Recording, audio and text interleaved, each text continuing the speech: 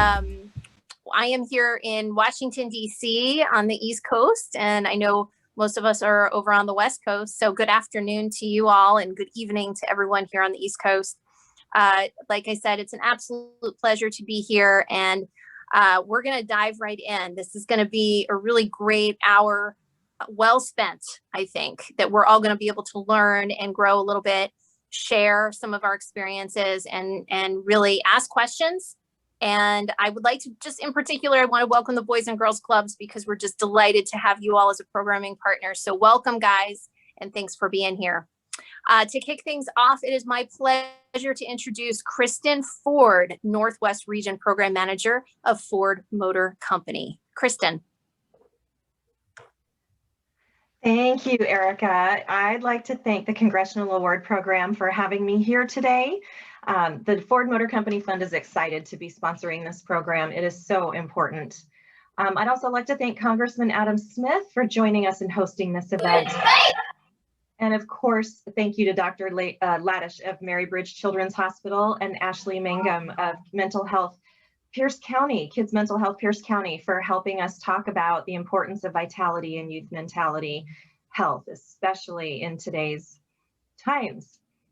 Ford Fund is partnering with the Congressional Award Program to bring free mental health workshops to teens in response to the effect that the pandemic has had on them.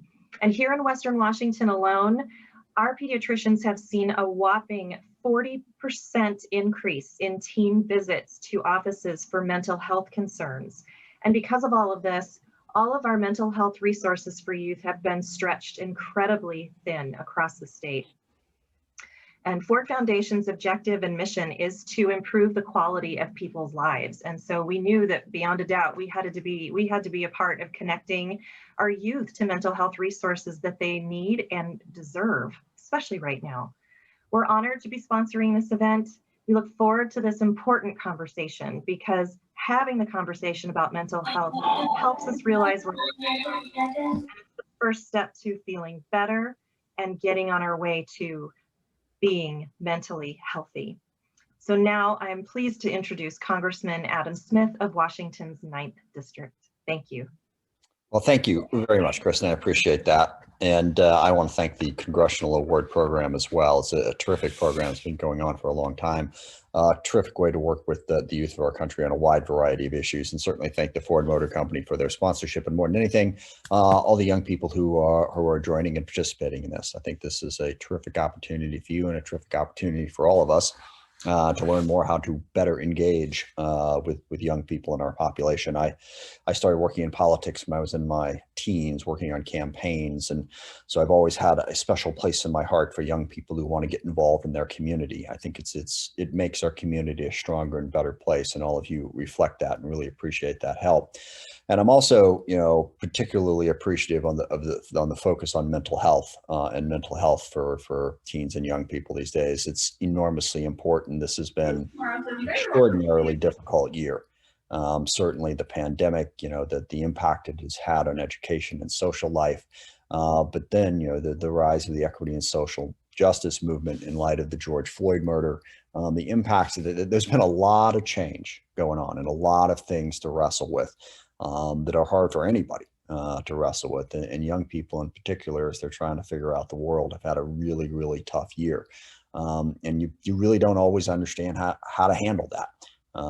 And the biggest message that I have for you this afternoon, is there is help.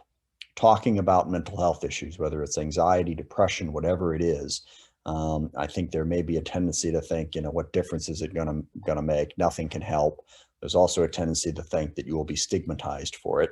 That should not be the case. And there is absolutely help. And I'll speak with some authority on this. I actually have had a lifelong anxiety problem. And I was on antidepressants. I was on anti-anxiety medication. I finally found a therapist and talked through a number of issues, and it stemmed from stuff that happened in my childhood growing up. And for the longest time, as I was dealing with this, the one dominant thought I had was, I can't let anybody know. They will think I'm crazy and I won't be able to do and that's just not the case. Everybody, everyone walking down the street, everyone's got stuff to deal with, and there is in fact help out there. If you have the conversation, it's really, led me to a better place in my life than I've been in a very, very long time. So I would encourage you to, have the conversation. And I guess the last part of the message, and what I thought was really helpful for me as I was going through this, is it really made me start to think about other people. Because I look at the statistics on, antidepressants and the number of people who have depression. And then you encounter people in day-to-day life, and you don't really think about it that way. You think about how someone is acting. Maybe they react angrily to something, or they're more confrontational than you would expect.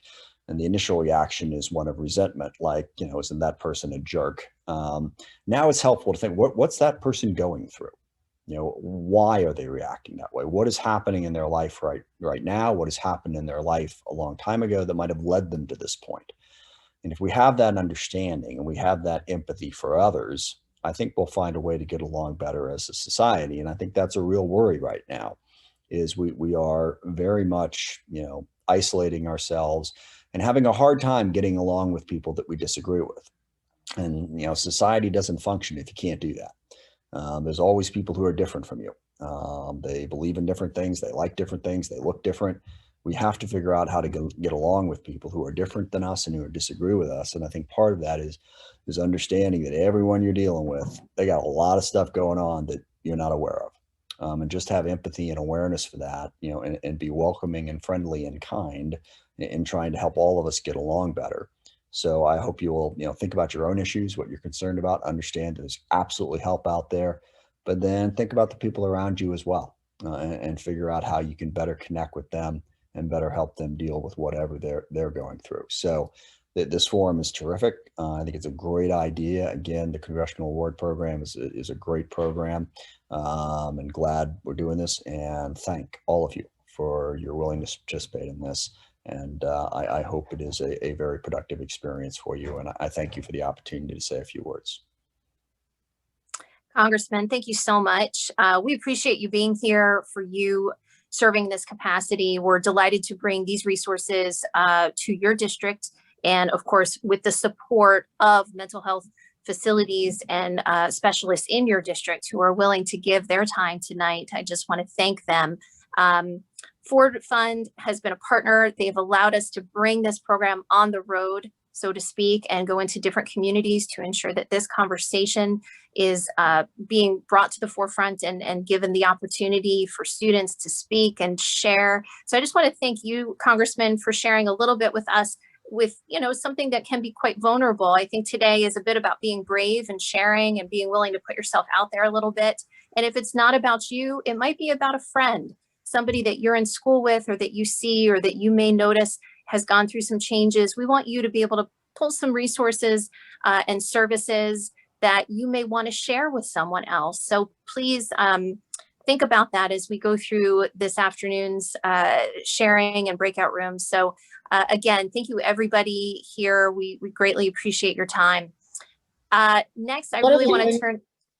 First, actually, if everyone can just mute their microphone, unless you're speaking, that would be really helpful so we don't have any background noise. But next, it is my pleasure to introduce Dr. Chris Lavish of Kids Mental Health, Pierce County, who is going to share with us and prior to our breakout sessions. Dr. Lavish. Thank you, and welcome to all of you who are here today. I want to tell you all, the youth who have joined us, that this is really about you and for you today. Thank you to the Congressional Award Program for hosting this event. I think this is such an important event, and I think we need many, many more of these events. I'm impressed to see how many youth have signed up. I think that's a testimony to all of you and your bravery and your readiness for change and to make an impact in what's been going on in your lives. And I think it's time for us to be having these dialogues. In terms of, I am honored to be chosen to be a speaker here. I'm a clinical psychologist and pediatric neuropsychologist. I work at Mary Bridge Children's Hospital, where I've been for 25 years. And my special area is behavioral medicine and behavioral health. But probably far more important than that is that I wear the hat and I'm honored to be a parent. And I'm a proud parent of 2 Gen Zers who have raised me and schooled me for their past 17 and 18 years, and I'm continuing to learn, so bear with me. But I'm a far cry from where I was when they were born. And, you know, I have definitely seen the impact that this pandemic has had on their mental health. My son had some pre-existing challenges before the pandemic ever hit, and I've seen how it's had an impact on those. My other child is non-binary, and I've seen the impact that it has had on them as well. And so, you know, please know that I bring that to bear on what I'm talking about today, and I so look forward to learning and hearing from each of you. Mental health is a hugely important topic.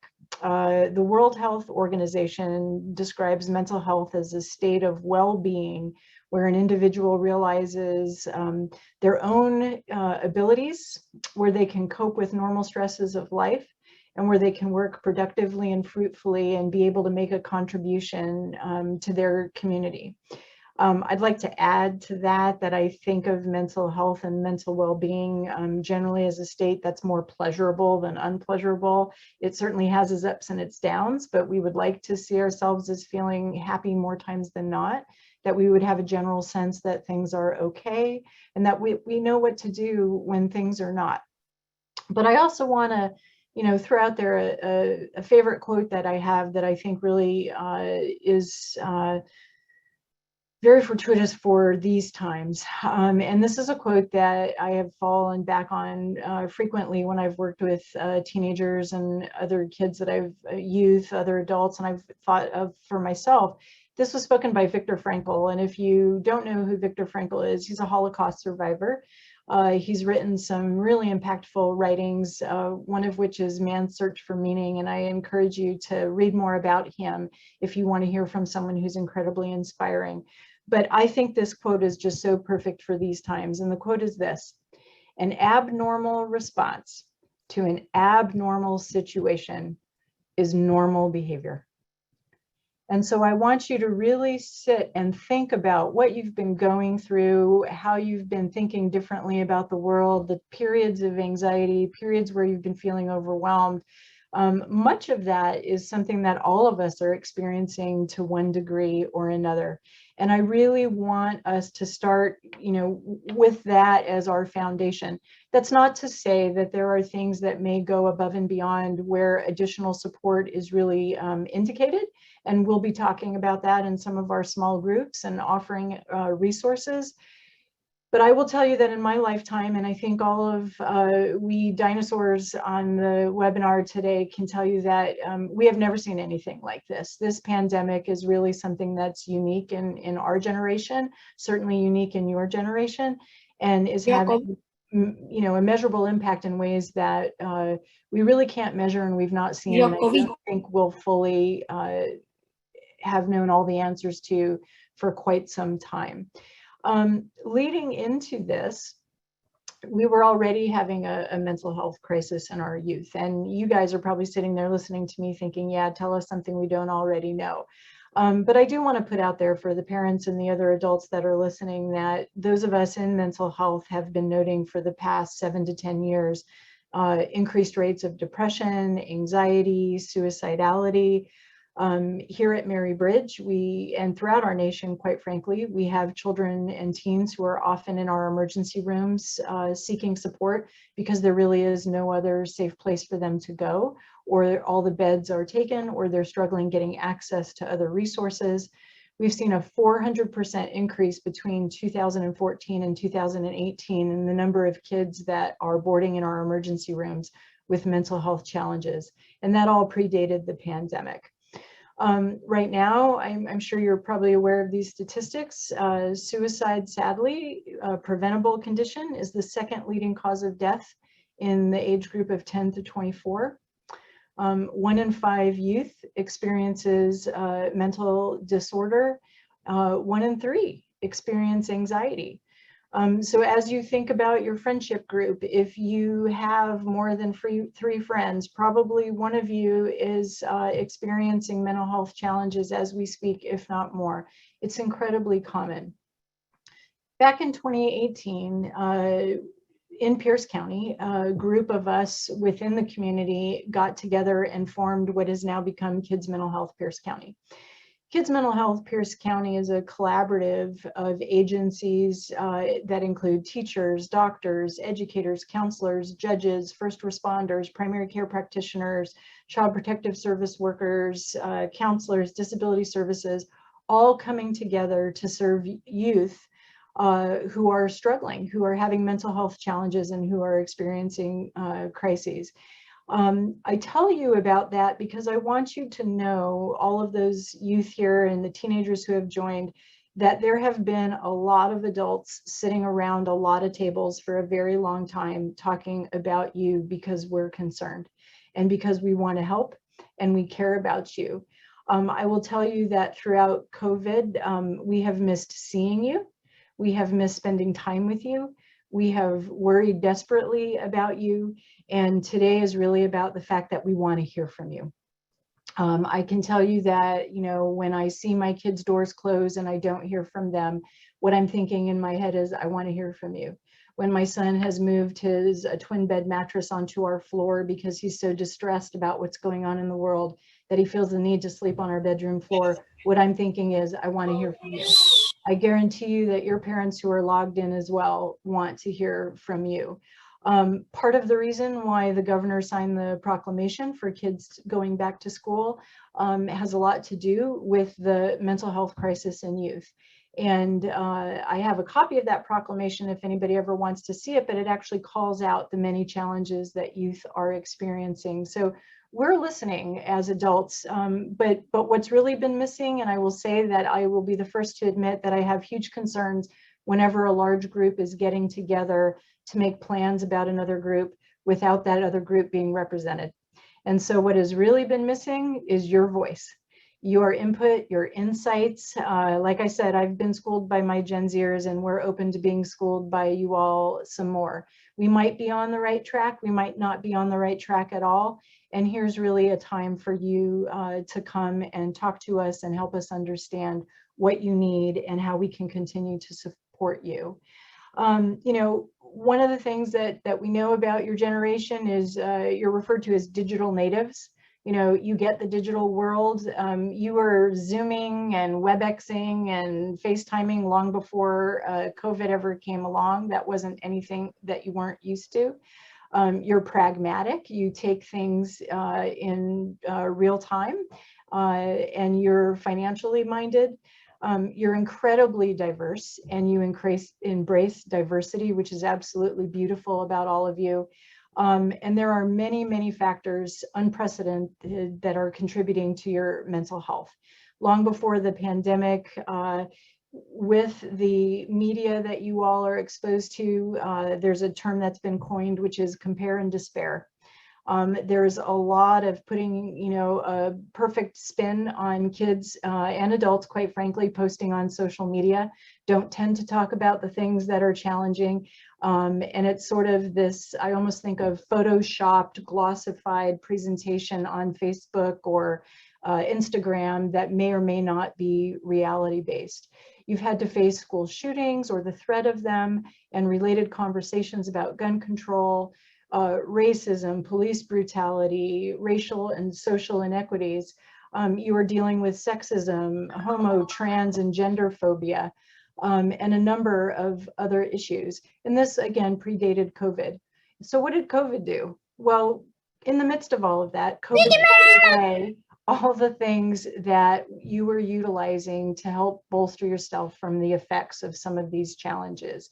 You've lost access to your friends, to many of your resources, to your structure, to your sporting events, to many of you, including my son, to your high school graduations, proms, etc. And yet you persevere. And so we are so ready to hear from you today about how you have persevered, what you need to continue to persevere, and to really be here to help you to take those next steps. I want you to hear from us again that we care, that we're here because we want to be here for you, and that we really want to listen. If we don't know the answers, we'll work together and help you find them. More than anything, I want you to know that you're not alone. And if you're a parent, I want you to hear that you're not alone. Please feel open. Please know that this is a trusting and a safe environment. If you don't feel comfortable talking out loud in your groups and you need to reach out, please reach out after this event and we'll make sure that we connect with you in one capacity or another. And by all means, you know, you took the brave step to coming forward today, so don't wait. Please feel free and feel comfortable speaking. And I just feel so blessed and so fortunate to have this time with you. So thank you today for rolling up your sleeves and being brave and showing up.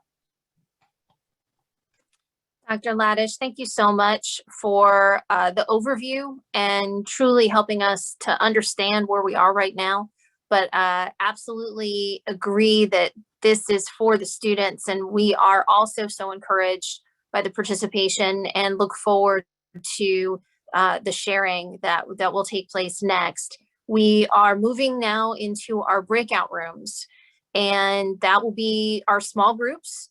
We will be divided by male and female, and I believe we will have one group for the Boys and Girls Clubs, and we will also have a group for the parents and teachers in this group, so that we can all be able to learn and grow and share. So we want this to be a safe space for people to feel comfortable, for people to share. We encourage you, if you're in the position, to turn on your camera so that we can all support each other. And of course, you know, I just want to thank everybody in advance for being brave and being able to share with us today, because that's not always the easiest thing to do at any age, but especially yours. So thank you. And we greatly appreciate you, and we see you and we hear you. And we are very thankful and appreciative for all the people that were able to come together and bring this opportunity to this virtual screen tonight or today. So thank you all. And Bethy, I will leave it to you to get us going.